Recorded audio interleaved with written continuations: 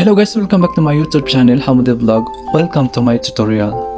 So for today's video, ay gagawa naman tayo ng isang tutorial. Tuturo ko sa inyo yung experience ko about kung paano mag-cancel ng transfer money from SNB account mobile application to another bank. For example, nagpadala kayo sa Pinas tapos hindi makuha ng pinadalahan nyo kasi may mali sa details na nilagay nyo. So, ang tutorial na to ay makakakuha kayo ng idea kung paano i-cancel yun guys. So, hindi ko naman sinasabi sa inyo na gawin nyo to kasi mas maganda pa na pumunta kayo sa mismong bangko. So, ang experience na to ay talagang nangyari sa akin to guys. Ginawa ko to talaga. So, kung gusto nyo malaman guys so paano ko i-cancel guys, so tara na simulan natin guys.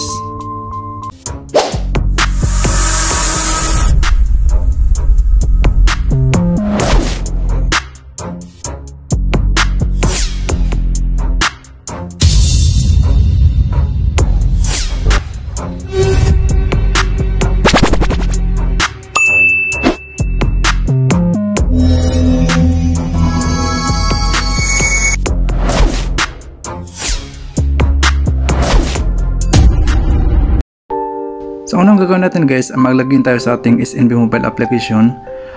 So, ayan, pag nakapag-login tayo, yan ang lalabas. So, click natin tong account management. Tapos, i-click natin tong quick pay transaction history. Yan, i-click na natin yan guys. Tapos, dito tayo mapupunta. So, lalabas lahat yung mga transaction natin dati. So, ito yung sa taas yung pinadala ko na mali yung details. Kaya hindi makuha ng pinadalhan ko kasi hindi daw pwede, dapat daw tama yung name, address doon sa kukuha ng pera.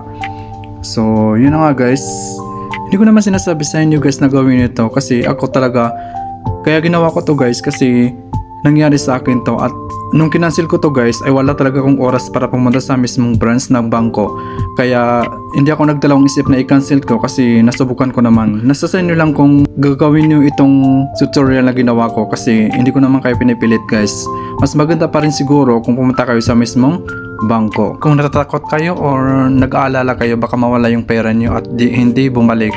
So ito nga guys, i-click na natin itong sa taas kasi ito yung i-cancel natin. O nga pala guys, pag mag-cancel kayo ng pera, dapat hindi numabot dun sa deadline kung saan hindi na pwede siya i-cancel. Kasi may deadline yan guys. Pag dumabot dun guys, hindi kayo makaka-cancel ng padala nyo ng pera. So ayan guys, kung makikita nyo, may naka-highlight dito na cancel transfer. So yan po yung pera na pinadala ko. So hindi pa nakukuha kasi yun na nga, mali yung details na nailagay ko. So ayan, click na natin tong cancel transfer dito sa baba. So pag na-click natin guys yung cancel transfer, so ito guys yung makikita natin. So may nakalagay dito na enter cancellation reason. At saka dito sa baba, mobile number. So kailangan maglagay tayo ng reason kung bakit tayo magka-cancel ng pera. So ang gagawin natin, i-click natin guys. So ito yung nakalagay guys na mga option kung ano yung dahilan kung bakit tayo magka-cancel ng pera. So may nakalagay dito long outstanding trans, cost no long want benefit receive, wrong beneficiary details, customer made trans by mistake, benefit unable to claim fund. So ang pipili natin guys ay wrong beneficiary details. Kasi kaya nga hindi makuha ng pinadala ko kasi mali nga yung details na nailagay ko.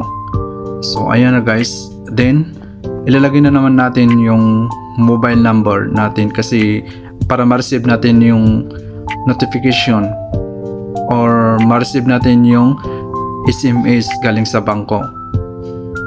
So ilagay natin guys yung mobile number natin at saka lagi kong sinasabi sa inyo guys ay dapat yung mobile number natin ay active para naka-receive siya ng SMS galing sa bangko pag may ginawa tayong online banking.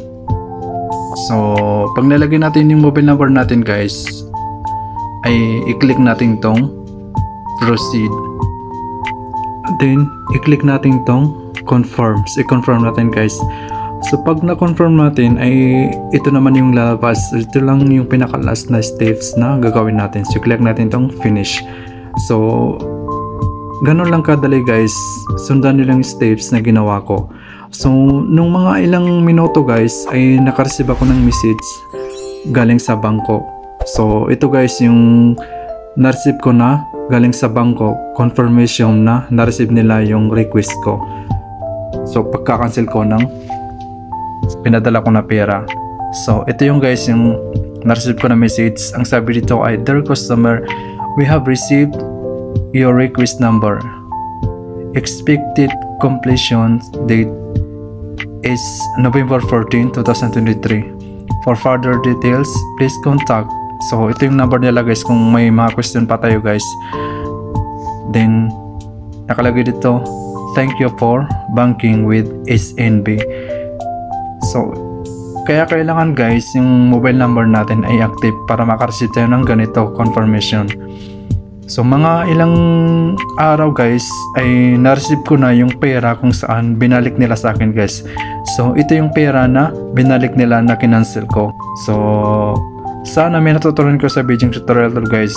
Kasi guys, maniwala ko sa hindi guys, yung unang kinancel ko guys ay more than 4,000 SR.